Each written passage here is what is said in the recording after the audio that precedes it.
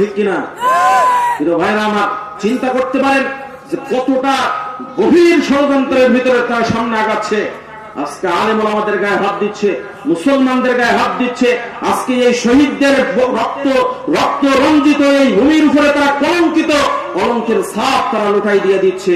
আজকে সেই কোরআন থেকে আলোচনা হবে, কথা বলেন ঠিক কিনা? ভাইরা আমার, এই কোরআনের বিরুদ্ধে ষড়যন্ত্র শুধুমাত্র এখন হচ্ছে তা নয়, এই কোরআনের বিরুদ্ধে ষড়যন্ত্র আবহমান কাল থেকে চলে আসতেছে। রাশিয়ার কমিউনিস্ট সরকার যখন ঘোষণা দিয়ে দিলেন যে রাশিয়ার জমিন কোরআন মুক্ত জমিন দেখতে চাই, পার্লামেন্টে হুকুম দিয়ে দিলেন, চিরুনি অভিযান চালিয়ে রাশিয়ার জমিন থেকে সকল কোরআনের কপিগুলো একত্রিত করলেন। একত্রিত করে রাশিয়ার সাগরে নিক্ষেপ করে দিয়ে দিলেন। খুঁজতে খুঁজতে 3 জন হাফেজে কোরআনকে পাওয়া গেল। 3 জন হাফেজে কোরআনকে ধরে আনলেন, বুকের দিকে SMG LMGর উন্নত মানের গুলিগুলা মেরে দিয়ে দিলেন। 3 জন হাফেজে কোরআন জমিনের উপরে লুটিয়ে পড়লেন।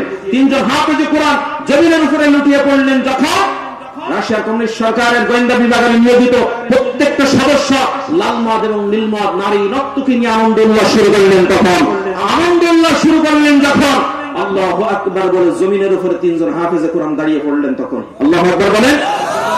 আরে ওই অদৃশ্যের কথা বাদই দিলাম, গত বছর যখন বঙ্গবাজারে আগুন লাগলো, সোশ্যাল মিডিয়া আপনারা খবরে দেখেছেন, একই ড্রয়ারের ভিতরে টাকা ছিল আর কোরআন আল কারীম ছিল।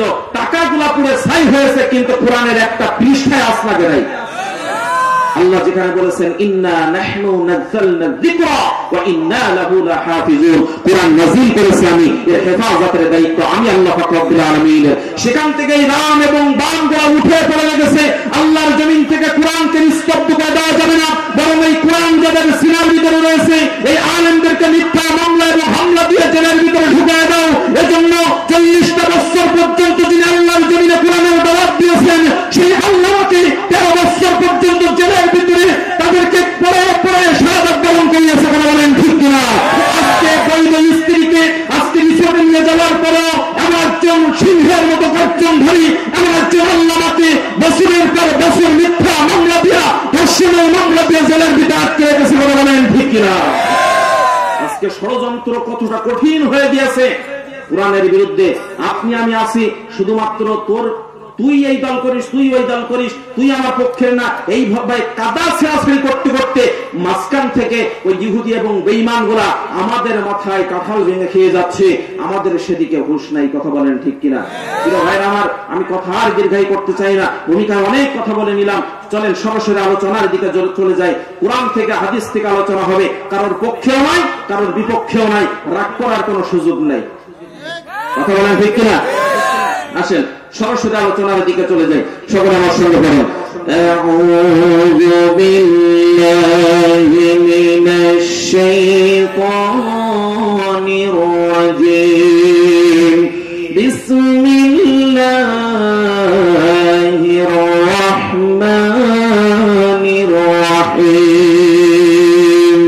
ওয়া ইয়াওমা ইয়া'উদ্দু যালিমু আলা ইয়াদাইহি يقول يا ليتني اتخذت مع الرسول سبيلا يا ويلتى ليتني لم أتخذ فلانا خليلا। আল্লাহ পাক রব্বুল আলামিন 25 নম্বর সূরা সূরাতুল ফুরকানের 27 এবং 28 নম্বর আয়াতে কারিমার ভিতর রব্বুল আলামিন বলেন ওয়া ইয়াউমা ইয়া'আদ্দু যালিমু, কাল কিয়ামতের ময়দানে জালেমগুলো তারা নিজেদের হাতে তারা নিজেরা কামড়াতে থাকবে। কারা কামড়াবে? দুনিয়ার জমিনে জালেম কে আছে না নাই? জুলুম করে যারা এদেরকে বলে জালেম।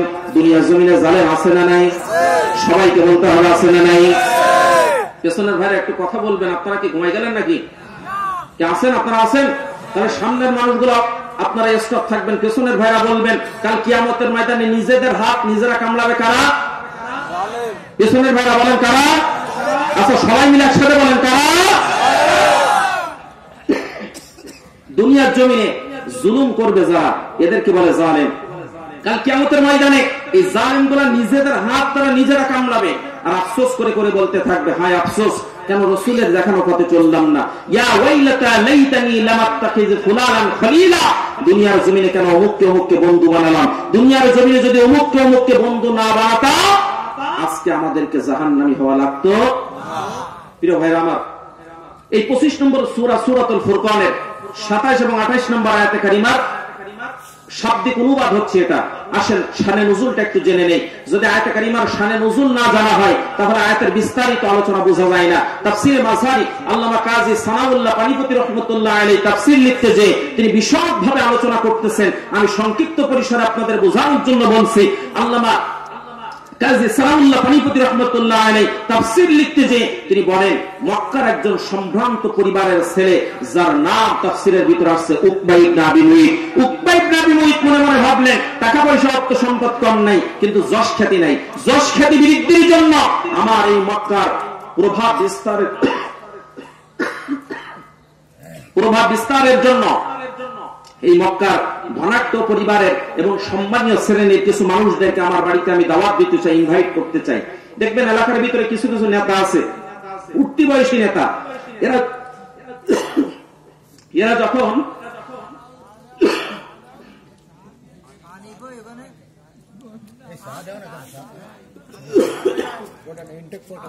ভিতরে কিছু গেছে মনে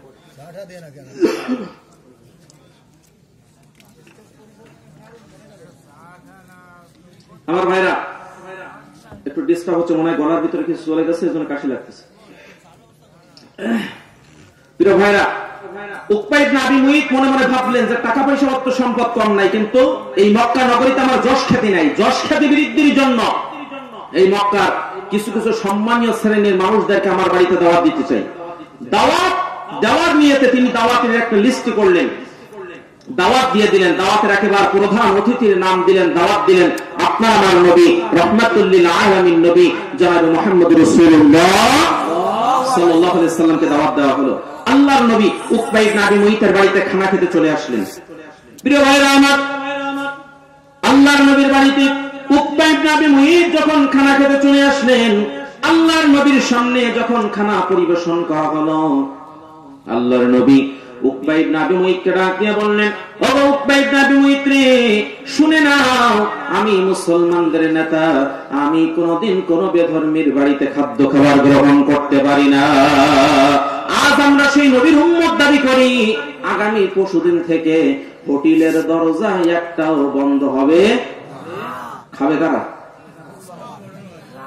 আল্লাহ রাসূলের উম্মতেরা। প্রিয় ভাইরা, এই ফরজ রোজা আপনার উপরে আমার উপরে আল্লাহ পাক রব্বুল আলামিন ফরজ করেছেন।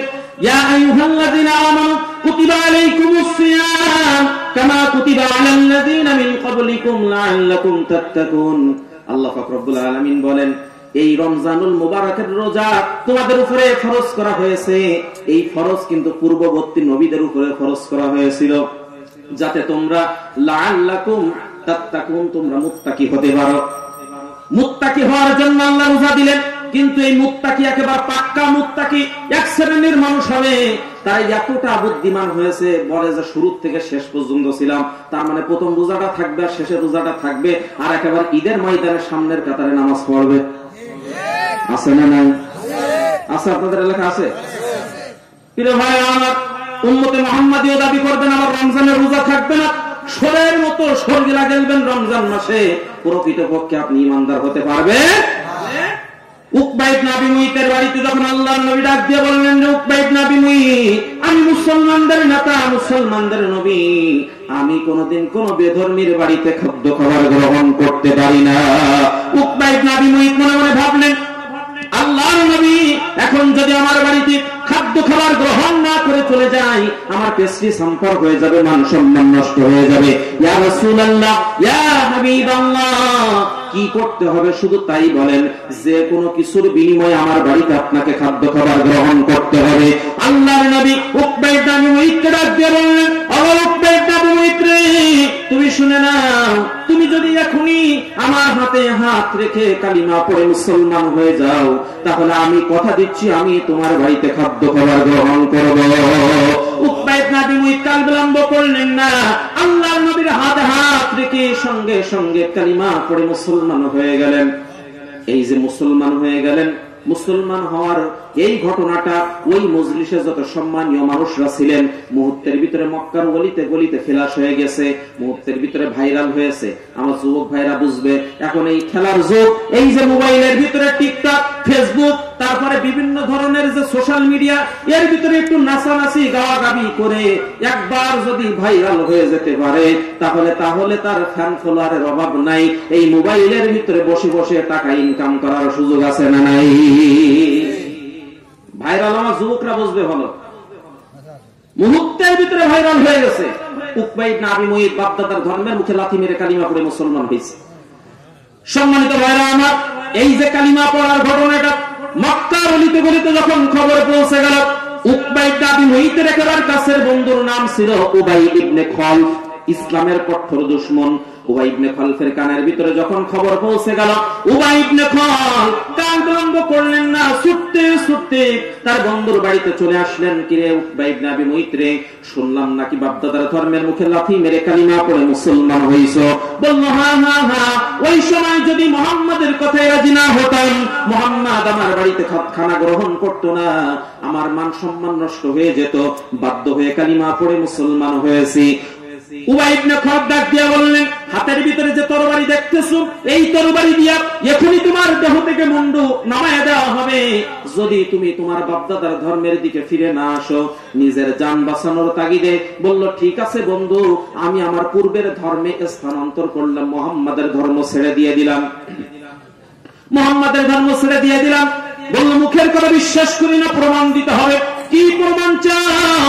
বলল, প্রমাণ দিতে হবে। যাও যাও যাও, মুহাম্মাদের সামনে চলে যাও, মুহাম্মাদের সামনে দাঁড়িয়ে যদি মুহাম্মাদের চেহারার দিকে তুমি থুতু ছিটাই দিতে পারো, আমি তোমার বন্ধু মনে করব প্রকৃতপক্ষে মুহাম্মাদের ধর্ম ছেড়ে দিয়ে দিয়েছো। জাহান্নামের কি চুল পরিমাণ দেরি করলেন না উকবা ইবনে আবি মুঈত, ছুটতে ছুটতে আল্লাহর নবীর সামনে দাঁড়ালেন। আল্লাহর নবীর সামনে দাঁড়িয়ে আল্লাহর নবীর চেহারা মুবারকের দিকে থুতু ছিটাই দিয়ে দিলেন। আল্লাহর নবীর এত সুন্দর চেহারা আম্মা জান আয়েশা সিদ্দিকা রাদিয়াল্লাহু তাআলা আনহার কাছে তৎকালীন মক্কার রমণীরা প্রশ্ন করলেন, ইয়া আম্মা জান আয়েশা সিদ্দিকা রাদিয়াল্লাহু তাআলা আনহা, আমাদের নবীর চেহারার বর্ণনাটা একটাবার দিয়ে দেন। আম্মা জান আয়েশা সিদ্দিকা রাদিয়াল্লাহু তাআলা আনহা ডাক দিয়া বলেন, ও মক্কার রমণীরা, তোমরা শুনে নাও, মিশরের জমিনে ইউসুফ আলাইহিস সালাতু ওয়াস সালামের চেহারা দেখে ওই মিশরের রমণীরা তারা মালটা কাটা বাদ দিয়ে নিজেদের আঙ্গুলগুলা কেটে ফেলে দিয়েছিল। ওই মিশরের রমণীরা যদি আমার রাহমাতুল লিল আলামিন নবীর চেহারাটা একবার দেখতো, হাত কাটতো না, হাত কাটতো না, কলিজা কেটে ফেলে দিত, একবারের জন্য টের পেত না। আল্লাহু আকবার। আল্লাহর নবীর এত সুন্দর চেহারা, আল্লাহর নবীর শান মান ইজ্জত আল্লাহ পাক রব্বুল আলামিন করছেন, কারো চুল পরিমাণ অপমান আল্লাহ পাক রব্বুল আলামিন সহ্য করেন নাই। তৎকালীন সময় ওয়ালিদ বিন মুগিরা আল্লাহর নবীর চরিত্র নিয়ে এতটুকু বাজে মন্তব্য করেছিল, ওয়া মা সাহিবুকুম বিমাজনুন, মুহাম্মদ তুমি পাগল। আল্লাহর নবীর চেহারা মলিন হয়ে গেল। আল্লাহ পাক রব্বুল আলামিন সঙ্গে সঙ্গে আয়াতে কারিমা নাযিল করে দিয়ে দিলেন সূরা কলমের ভিতরে। আল্লাহ পাক রব্বুল আলামিন বললেন, হাবিব, আপনার চেহারা মলিন হলো কেন? আপনি টেনশন করতেছেন কেন গো হাবিব? আপনি চিন্তা করবেন না, টেনশন করবেন না, মন খারাপ করবেন না। আপনাকে পাগল বলে যারা, উতুল্লিম বাদা যালিকা সানিম, পিতৃ পরিচয়হীন অবৈধ যারা সন্তান তারা। আজও বাংলাদেশে তথা সারা পৃথিবীতে আল্লাহ রাসূলের চরিত্র নিয়ে বাজে মন্তব্য আছে না নাই? কথা বলেন, আছে না নাই? কিছুদিন পূর্বে আমাদের বাংলাদেশের আসাদুর নামক এক কুলাঙ্গার নাস্তিক আল্লাহ রাসূলের চরিত্র নিয়ে বাজে মন্তব্য করলো। ফ্রান্সের প্রধানমন্ত্রী আল্লাহ রাসূলের ব্যঙ্গাত্মক তৈরি করলো। এখান থেকে কয়েক বছর পূর্বে ভোলার বোরহানউদ্দিনের আল্লাহ রাসূলের চরিত্র নিয়ে বাজে মন্তব্য করা হলো। ভারতের মুসলমান মুজাহিদ রক্ত দিয়ে প্রমাণ করেছে আল্লাহ রাসূলের হিজরতের সাথী, আল্লাহ রাসূলের খেলার সাথী সিদ্দিক আকবর হয়তো রাজবেছে নাই, আল্লাহ রাসূলের জিহাদের ময়দানের প্রতাপশালী যোদ্ধা খালিদ বিন ওয়ালিদ হয়তো রাজ করেছে নাই, কিন্তু তাদের উত্তরসূরিরা আজ দুনিয়ার জন্য ফেলে বিদায় নেয় নাই। আল্লাহ রাসূলের চরিত্রের দিকে কোন জাহান্নামের কীট যদি একটা ফিরের টাকাও দেওয়ার চেষ্টা করে, শরীরের ভিতরে এক ফিরে রক্তবিন্দু থাকা অবস্থায় মুসলমান এটা বরদাস্ত করতে পারে না। বলেন ঠিক কিনা? আল্লাহ রাসূলের অপমান সইবে না রে মুসলমান, কথা বলেন ঠিক কিনা? প্রিয় ভাইরা আমার, আয়াতে কারিমা নাযিল হয়ে গেল। উকবা ইবনে আবি মুঈত যখনই আল্লাহ রাসূলের জিহাদ